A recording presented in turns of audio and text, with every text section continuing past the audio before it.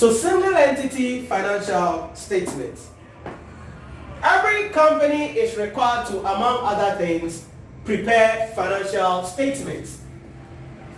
And in the preparation of the financial statement, among other things, the following are the financial statements. And we did this under the conceptual framework and regulatory framework.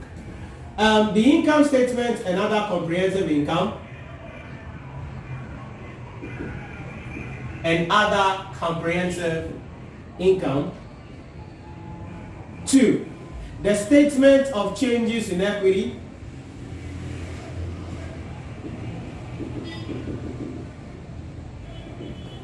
3, the statement of financial position.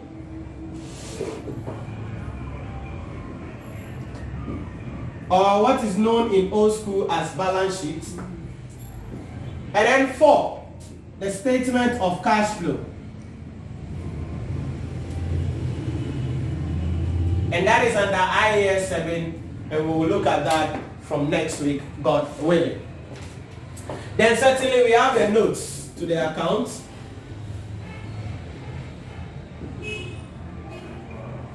But our focus is not on the notes, because in the exam law, our notes will be our workings. Okay? Our notes will be our workings. But our focus at this level is to look at the 4 financial statements.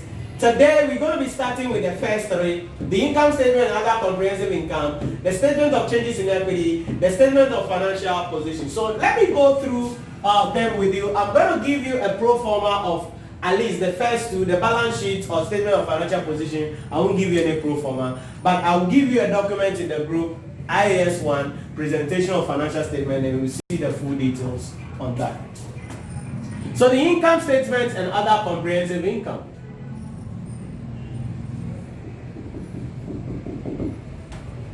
Now, this is a financial statement prepared by single entities in order to measure the financial performance of the company.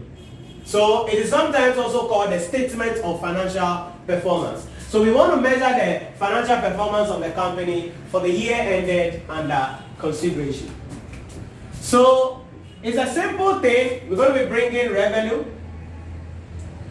We're going to be bringing cost of sales. We will get gross profit. So we bring revenue, cost of sales to be deducted, we get gross profit. Then we're going to be bringing other income, like investment income,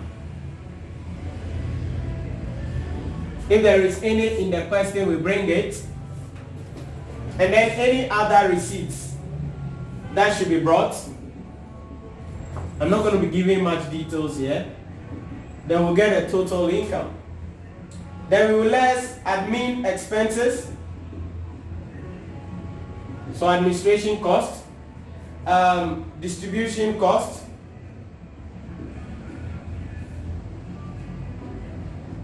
and then let me bring just these 2: admin cost, distribution cost. Then we get profit before interest and tax. Then we bring the finance cost. Then we get profit before tax. Then we bring the income tax expenses.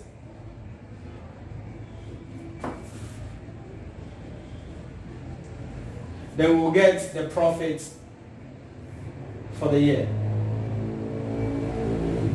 Or if you want, profit after tax. Please note that at this level, you may be adjusting the revenue. So in the question, when there is an information like what I was treating with you under IFRS 9, if you remember IFRS 9 financial instrument, I told you that one of the things about financial instrument is where we sell goods with the right to what? Buy it back. So if the company sells some goods with the right to buy it back, then the revenue given in the trial balance is not what you bring. You must adjust it to take into consideration what? That particular sales. Because I mentioned to you that that transaction is not a sale, but what? A financial liability. Cost of sales, they are a regular customer. You are going to do workings for him. Administrative expenses, you're going to be doing workings. Distribution, you may be doing workings. Finance cost, you may be doing workings. Regular customer tax, you will definitely be doing what? Workings. Please note that when it comes to depreciation, in single entity, some depreciations in the question, the examiner will ask you to charge it against cost of sales, and some he will ask you to charge it against what? Administrative cost. But remember that depreciation on plant and equipment always comes to what? Cost of sales. So even if the examiner doesn't say it, know that it must come there. If you don't bring it there, remember your net profit will be correct, but you will miss this mark. You will lose this mark because we go by tick. We go by tick at this level. Sure. Money. The revenue from contracts from customers. I remember you saying something like you adjust it in the income statement, the revenue side. Yeah, that was what I was saying that, so for instance, if it, in the notes, as part of the footnotes, there was a contract we undertake, and we have to account for the revenue of the contract according to IFRS 15, then we must, and we received a cash of say 2,600, and that 2,600 we are told is included in revenue.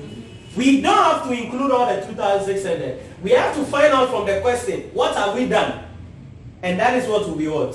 Included. So we'll find out what we have done, and then we will rather take that. And then what we've not done will be treated as deferred income in the balance sheet. Does it make sense? So that is how it is. And when we are solving questions, some of these things I'll bring them up and we'll look at them. So that's our income statement. Then we come to, after profit for the year, we bring OCI. OCI. Remember, when I say income tax expenses here, that is why I said you'll be doing workings for it. There will be deferred tax, there will be current year tax, there will be over or under provision of tax. All of those guys will be there, but we'll deal with it later on. Then we come to OCI. In OCI, a couple of things can come there. For instance, in OCI, there could be revaluation. Is it part of it? Yes, say income statement and other comprehensive income. In the income statement, in the OCI, net also. So revaluation, gain or loss may come here. Then what else can come? A gain or loss on financial instruments through OCI. Samukai? Yeah. Through OCI. Murefia. Remember how? So gain or loss on financial instruments through OCI will come. That means gain or loss on financial instruments on through P&L will come here. Are you getting it? So that is why I put other receipts here. But I could inject it in. Gain or loss on financial instruments through P&L. That one will come here. That one will come here. But the gain or loss on OCI will come here. Then sometimes, if there is revaluation and there is tax on the revaluation, that one will come here. If you remember the question we solved under revaluation, tax B, one guy, but me tax, okay, oh, tax, okay, tax on revaluation, that one will come here. A, revaluation of assets, because I told you that will go to OCI. That will be here. Then any other item, as the question may specify, other items could be brought. So we will add this. So please, when you are writing, you can take this to the first column. Okay, you can decide not to do 2 columns though, but when you finish, add this to this, and that will give us total comprehensive income for the year. So this plus this. So let me label this as 1. Let me label this as 2. So that is it. There you go with the income statement and other comprehensive income. As I said, this is just to set out the pro forma for you. In solving questions, other real issues could pop their head up. Then secondly, is to deal with the statement of changes in equity. So after you prepare this, you need to look at a statement of changes in equity. The statement of changes in equity is to simply, so this is for evaluation of the financial performance of the company. This is to determine the movement in the what?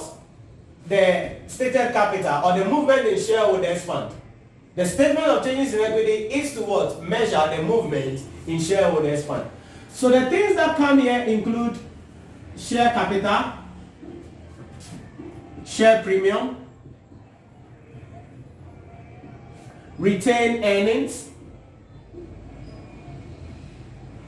and then maybe reserves. Depending on the questions, there could be other items. Then I bring total. So we bring the opening balance, which will always be given to us in the trial balance. So opening balances, we bring them up. Then during the year, what happened will be brought. The profit for the year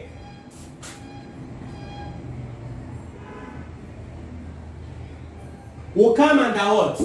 Retained earnings, because profit for the year is added to retained earnings. Please note, it is not the total comprehensive income.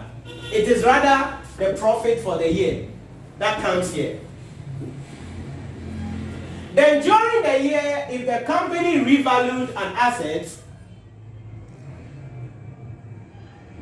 it will come under the revaluation reserve there. It could be a gain or loss, whatever it is, we treat it there.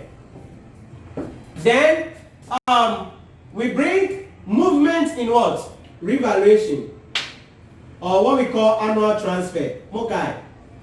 And the IAS 16 annual transfer now be catch mono. And I'll be deliver. I told you that you debit the revaluation reserve, credit retained earnings. Until we tier free reserve mo revaluation reserve now added to retained earnings. There will be nothing here. That is the annual transfer in relation to revaluation of assets. Then during the year, maybe you issued some shares. So shares issue.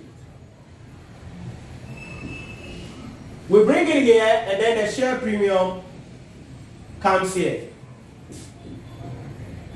The share premium, is it the profits? That's good. So if we issue shares and there is profit on it, then the two items will come here. Then their total will go to the total cost. If there is no profit, then nothing will come under share premium. Then dividend paid during the year. Please note, it is not dividend declared. In the question, you can see dividend declared. If you see dividend declared, don't bring it. If it's only dividend paid, we bring. And that comes from retained earnings. So these are the real issues. Then one thing. Prior period adjustment. I nearly forgot that. Prior period adjustment. This is where there was an error in the previous year financial statement. So current year we realize the error. So that adjustment normally occurs in the retained earnings. So if there is any prior period adjustment, we do it. So these are some of the items. When we finish, we just add them up. Nhyira, what is under the balance brought forward? Profit for the year. So this is the balance brought down, and this is what we take to the statement of financial position. Okay? Share the dividend paid. Yeah. Why is it lessened from the retained earnings? Yes, because no, if you are paying dividend to the shareholders, so it is these closing balances that goes to the equity aspect in your balance sheet. These closing balances.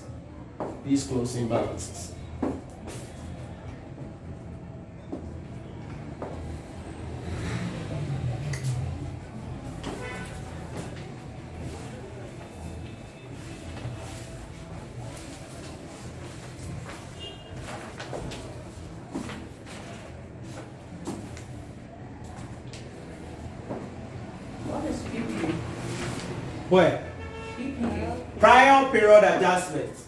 I said if in the current year they realize that there was an error in the previous year financial statement, correction of that error happens in the statements of changes in equity.